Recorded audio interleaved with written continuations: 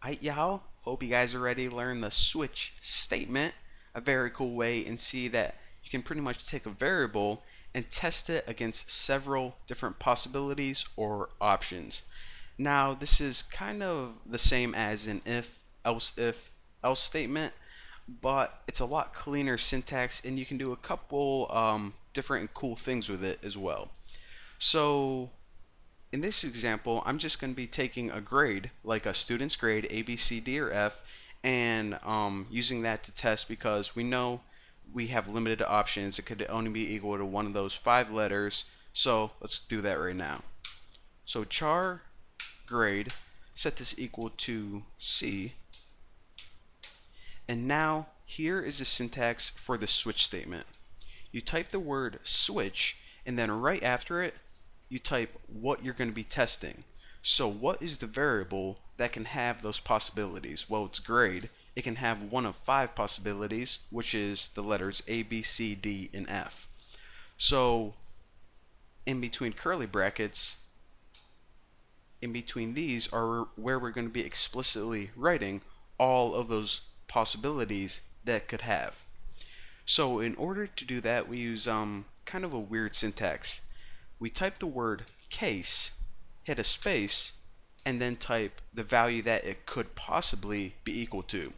So again, the first thing is A. Now after this, add another space and add a colon. Not a semicolon, just a regular colon. Now you can pretty much read this like a sentence. So it's saying test grade to see what it's equal to. In the case of A, colon, what do we want to happen? Well, after the colon, you can type either just one single statement, a bunch of statements, as many statements as you want, just like you would inside an if statement. So what I'm going to do is just pretty much print something out on the screen. What would we say to the student who got an A? I don't know. I just say something stupid like sweet, and I don't know why it says sweat with the A and T. Accidentally hit caps lock there, but I'm just going to leave that. Okay.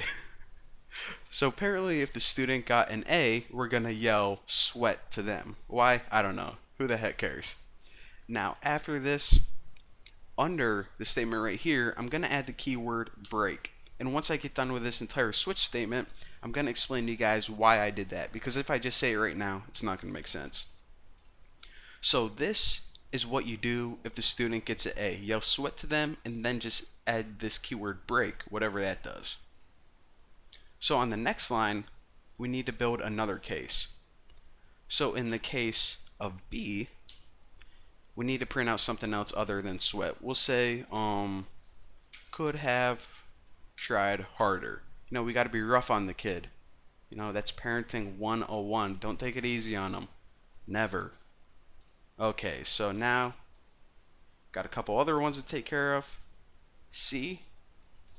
Okay, what would you say if your kid got a C? Well, I would say, I see you didn't study.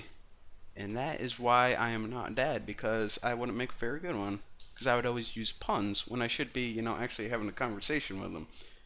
But, whatever. Alright, now what would you say if they got a D? Well, I would tell my kid is, that's embarrassing. Is that how you spell embarrassing? I hope so. If not, well, that is embarrassing. How ironic is that? Now for F, what would you say in the case of a F? I would be, actually, let's do this. Let's say in the case of F, we just tell them that that's embarrassing. And if they get a D, just tell them that you love the D. That, again, thank God I'm not a father right now. Now, what this switch statement says right now is this. Test this character right here. If it's an A, do this stuff. If it's a B, do this stuff. So we can pretty much see the syntax of it right now. However, when all your cases are done, we're going to add one last case, and that's default. Now what this keyword basically means is if you go through the options A, B, C, D, and F, and this character isn't any of those, then run this statement by default. So What if we tested every character and none of them equal A, B, C, D, or F? Well, then that grade like wouldn't even make sense. So it'd be like, that doesn't even make sense. Explanation mark. Why the heck not? In a new line. Now, if we run this right here, check it out. Right now it's C.